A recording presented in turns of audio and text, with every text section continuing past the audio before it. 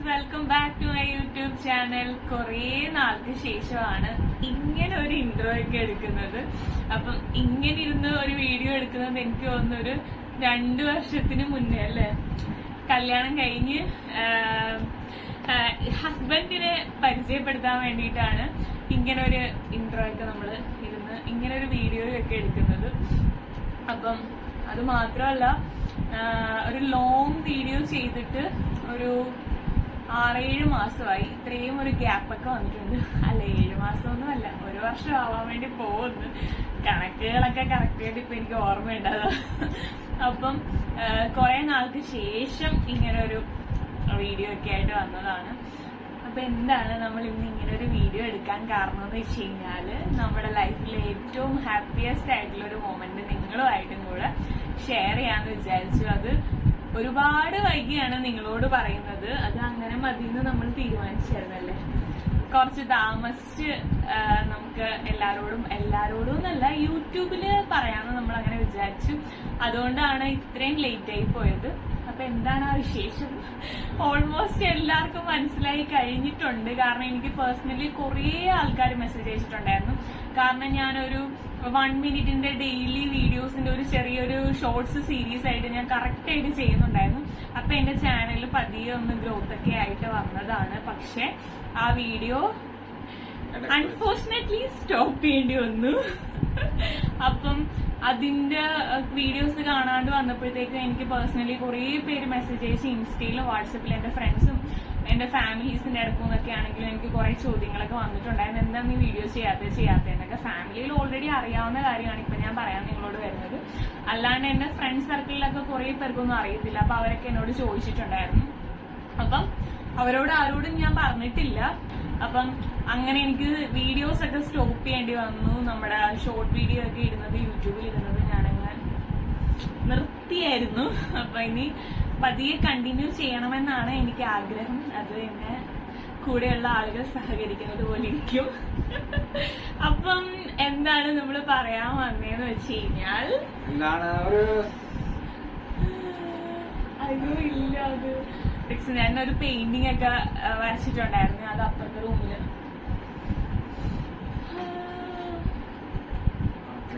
Okay, അപ്പം നമുക്ക് പറയാം അല്ലേ?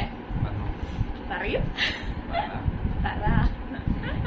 അപ്പൊ കുഞ്ഞിക്കാല് കാണാനുള്ള സമയമാണ്. അതെ അതെ, ഒരു കുഞ്ഞിക്കാല് കാണാൻ വേണ്ടിയിട്ടുള്ള സമയമായിരിക്കുന്നു. ഇപ്പം എത്ര മന്തായിരുന്നു പറയണ്ടല്ലേ? പറയണോ? 8ാം മാസം. അതെ. അപ്പൊ ഞാൻ ഇനി നെക്സ്റ്റ് വീക്ക് നാട്ടിലേക്ക് പോകും. റിക്സൻചാട്ടന്റെ അമ്മ വരും. അപ്പൊ മമ്മി വരുമ്പോഴത്തേക്കും ഞങ്ങൾ ഒരുമിച്ച് നാട്ടിലേക്ക് പോകും. റിക്സൻചാട്ടനില്ല, റിക്സൻചാട്ടൻ ഡെലിവറിയുടെ ടൈമൊക്കെ ആകുമ്പോഴത്തേക്കും വരുന്നത്. ഈ കാര്യമായതുകൊണ്ട് നമുക്കൊന്നും പറയാൻ വേണ്ടി പറ്റത്തില്ല. എപ്പോ വേണമെങ്കിലും എന്ത് വേണമെങ്കിലും സംഭവിക്കാം. അതുകൊണ്ട് റിക്സൻചാട്ടൻ ഇവിടെ ആയിരിക്കും വർക്കും കാര്യങ്ങളൊക്കെ ആയിട്ട്. അപ്പം എന്റെ ഡ്യൂ ഡേറ്റ് വരുന്നത് മെയ് 3-ാം തീയതിയാണ്.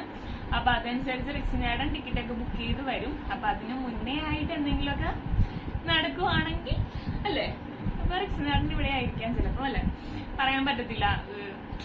കൊച്ചിന്റെ കാര്യമാണ്. നേരത്തെ വന്നോന്ന് വിചാരിച്ചു കഴിഞ്ഞാൽ നമുക്ക് കൊണ്ടുപോകാനല്ലേ പറ്റത്തുള്ളൂ.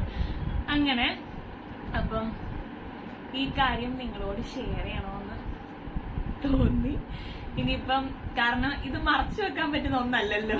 ഞാൻ എന്റെ വീഡിയോ എടുക്കുമ്പോഴത്തേക്കും ഒക്കെ ഇനി നാട്ടിൽ പോയി കഴിയുമ്പോഴത്തേക്കും എനിക്ക് വീഡിയോസ് ഒക്കെ എടുക്കണമെന്ന് ആഗ്രഹമുണ്ട്. ഇവിടെ മെയിൻ ആയിട്ട് നിന്നിട്ട് ഞാൻ വീഡിയോ എടുക്കാത്തത്, ചിലർക്ക് പ്രഗ്നൻസി ടൈമിൽ ഒരുപാട് പ്രശ്നങ്ങളുണ്ടാവും. എനിക്ക് കാര്യമായ പ്രശ്നങ്ങളൊന്നും തന്നെ ഇല്ലായിരുന്നു. ഫസ്റ്റ് ട്രൈമസ്റ്ററും സെക്കൻഡ് ട്രൈമസ്റ്ററും ഞാൻ ഭയങ്കര ഹാപ്പി ആയിരുന്നു. പക്ഷെ എന്താ പറഞ്ഞ, ചൂട് എനിക്ക് സഹിക്കാൻ വേണ്ടി പറ്റുന്നില്ല.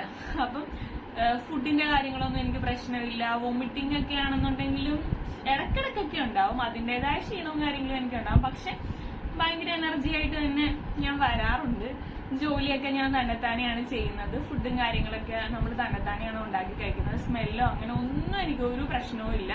ഫുഡിനോട് ക്രേവിങ്സോ കാര്യങ്ങളോ ഒന്നുമില്ല. ഞാൻ എങ്ങനെയാണോ പ്രഗ്നൻസിക്ക് മുന്നേ ഫുഡൊക്കെ കഴിച്ചുകൊണ്ടിരുന്നത് അതുപോലെ തന്നെയാണ് പ്രഗ്നൻസി ടൈമിലും ഫുഡൊക്കെ കഴിക്കുന്നതും. എനിക്കങ്ങനെ ഇന്ന സാധനം വേണമെന്ന് ഭയങ്കര ആഗ്രഹമൊന്നുമില്ല. എന്തെങ്കിലും കിട്ടിയാൽ കഴിക്കും. ഇഷ്ടമില്ലാത്ത സാധനം പണ്ട് കഴിക്കാത്തത് ഇപ്പോഴും കഴിക്കുന്നില്ല, അത്രേ ഉള്ളൂ. ചൂട് എനിക്ക് സഹിക്കാൻ വേണ്ടി പറ്റുന്നില്ല. അപ്പം വീഡിയോ എടുക്കാത്തതിന്റെ മെയിൻ ആയിട്ടുള്ള കാര്യം, രാവിലെ എഴുന്നേറ്റ് വന്നിട്ട് നമ്മൾ ഉറക്കപ്പിച്ച് എങ്ങനെയാണ് ഞാൻ നിങ്ങളുടെ മുന്നിൽ ഒരു വീഡിയോ ആയിട്ട് വരുന്നത്, ഒന്ന് എന്താ പറയുക, ബ്രഷ് ചെയ്യാൻ വേണ്ടി എനിക്ക് പറ്റത്തില്ല. അത് മെയിൻ ആയിട്ടുള്ള കാര്യം, ബ്രഷ് ചെയ്യാൻ വേണ്ടി പറ്റത്തില്ല. ബ്രഷ് ചെയ്താൽ ഞാൻ രാവിലെ വോമിറ്റിങ് തുടങ്ങും. അതുകൊണ്ട് ഞാൻ വൈകുന്നേരമാണ് ബ്രഷ് ചെയ്യുന്നത്. രാവിലെ മെയിൻ ആയിട്ട് ഞാൻ വാ മാത്രമേ കഴുകത്തുള്ളൂ. ബ്രഷ് എന്ന് പറയുന്ന സാധനവും പേസ്റ്റും എനിക്ക് വായിലോട്ട് രാവിലെ വെക്കാനേ പറ്റത്തില്ല. അങ്ങനെയാണെങ്കിൽ ഞാൻ വോമിറ്റിങ് സ്റ്റാർട്ട് ചെയ്യും. പിന്നെ എൻ്റെ ഒരു ദിവസം അങ്ങ് പോകും. അതുകൊണ്ട് അങ്ങനെയുള്ള കുറച്ച് പ്രശ്നങ്ങളൊക്കെ ഉള്ളത് കൊണ്ടാണ് ഞാൻ വീഡിയോസ് എടുക്കാത്തത്. പിന്നെ ഡ്രസ്സ് ചെയ്തുന്നവരെ എനിക്ക് വീഡിയോക്ക് വേണ്ടി ചേഞ്ച് ചെയ്യാനോ കാര്യങ്ങളോ ഒന്നും എനിക്ക് പറ്റത്തില്ല. അതിനുള്ളൊരു ആ ഒരു മൂഡ് സ്വിങ്സ് എനിക്കുണ്ടായിരുന്നു. എനിക്ക് ഡ്രസ്സ് ചേഞ്ച് ചെയ്യുന്ന കാര്യത്തിൽ എനിക്ക് ഭയങ്കര ബുദ്ധിമുട്ടായിരുന്നു. കാരണം ഡെയിലി നമ്മൾ ഒരു ദിവസം 2 പ്രാവശ്യം കുളിക്കുക എടുക്കുകയൊക്കെ ചെയ്യും, ഡ്രസ്സ് മാറി അങ്ങനെയൊക്കെ ചെയ്യും. അതല്ല, വീഡിയോക്ക് വരുമ്പോഴത്തേക്കും അതിൻ്റെതായ രീതിയിൽ നിൽക്കണമല്ലോ. പക്ഷെ ആ കാര്യത്തിൽ എനിക്ക് ചെയ്യാൻ വേണ്ടി പറ്റത്തേ ഇല്ലായിരുന്നു. ഇനിയിപ്പൊ നാട്ടിൽ ചെന്ന് കഴിയുമ്പോഴത്തേക്കും പണിയൊന്നും എടുക്കണ്ടല്ലോ, അമ്മയുടെ പുറകെ ഇങ്ങനെ വീഡിയോ എടുത്ത് നടക്കാലോ എന്നൊക്കെ ഞാൻ വിചാരിക്കുന്നു. എന്റെ പുറകെ ആരെങ്കിലും വീഡിയോ എടുത്ത് വരുമെന്ന് ഞാൻ വിചാരിക്കുന്നു. അങ്ങനെ അപ്പം നാട്ടിൽ അടുത്ത ആഴ്ച പോകും. അപ്പൊ അതിന് മുന്നേ ആയിട്ട് ഇങ്ങനെ ഇരുന്നൊരു വീഡിയോ എടുക്കണം, നിങ്ങളോട് ഷെയർ ചെയ്യണം എന്നൊക്കെ ഉണ്ടായിരുന്നു. അപ്പൊ അതാണ് ഈ കാര്യം നിങ്ങളോട് ഷെയർ ചെയ്തത് അല്ലെ. ഇനിയിപ്പം കുറെ വീഡിയോസ് ഒക്കെ വരുമെന്ന് ഞാൻ പ്രതീക്ഷിക്കുന്നു. ഇങ്ങനെ പല പല പ്രതീക്ഷകളും വാക്കുകളും ഒക്കെ ഞാൻ ഇതുപോലെ ഇരുന്ന വീഡിയോയിൽ പറഞ്ഞിട്ടുണ്ട്. അറിയത്തില്ല, ഇനി എന്തായാലും നമുക്ക് നോക്കാം. അപ്പം ഈ കാര്യം പറയാന്ന് വിചാരിച്ചു. അപ്പൊ എല്ലാരും പ്രാർത്ഥിക്കണം അല്ലെ. അപ്പം വീഡിയോ ഒരു കുട്ടി വീഡിയോ ആണ്. എപ്പോഴും കുറെ വലിച്ചു നീട്ടി കാര്യങ്ങൾ പറയാൻ വേണ്ടിയിട്ട് ഇരിക്കുന്നത് പോലെ അല്ല. റെക്സൻ എന്നോട് എപ്പോഴും പറയുന്നത് ഈ വീഡിയോസ് എടുക്കുമ്പോൾ കുറെ ലെങ്തി വീഡിയോ ആണ് ഇടുന്നത്, അതൊന്നും കാണാൻ ആൾക്കാർക്ക് താല്പര്യം ഉണ്ടാവത്തില്ല എന്നൊക്കെ. അപ്പൊ ഈ വീഡിയോ എന്തായാലും കുട്ടി ഒരു സർപ്രൈസ് വീഡിയോ ആണ്. എന്താ പറയാ, ഓൾറെഡി എന്നെ അറിയാവുന്നവർ കാണുന്നവരുണ്ടെന്നുണ്ടെങ്കിൽ അവരൊക്കെ ഈ കാര്യം അറിഞ്ഞിട്ടായിരിക്കാം അല്ലെ, അറിഞ്ഞിട്ടുണ്ടാവാം. സോഷ്യൽ മീഡിയയിലുള്ള ആരെങ്കിലും ഒക്കെ എന്നെ ഇഷ്ടപ്പെട്ട് ഫോളോ ചെയ്യുന്ന നമ്മുടെ ഒരു 500 500 1000 സംതിങ് സബ്സ്ക്രൈബേഴ്സ് ഉണ്ട്. അപ്പം അവർക്ക് കുറച്ചു പേർക്കൊക്കെ കാര്യങ്ങൾ എന്തെങ്കിലുമൊക്കെ അറിയണമെന്ന് ആഗ്രഹം ഉണ്ടായിരിക്കും. അപ്പൊ അവർക്ക് വേണ്ടിയിട്ടാണ് ഞാൻ ഈ വീഡിയോ ഇടുന്നത്. അപ്പൊ ഗൈസ്, വീഡിയോ വൈൻഡപ്പ് ചെയ്യാണ്. വീഡിയോ ഇഷ്ടപ്പെട്ടാൽ ലൈക്ക് ചെയ്യാനും ഷെയർ ചെയ്യാനും സബ്സ്ക്രൈബ് ചെയ്യാനും മറക്കരുത്. അപ്പം ഇനി എന്തെങ്കിലും വീഡിയോസ് ഒക്കെ ആയിട്ട് വരുന്നതായിരിക്കും അല്ലേ.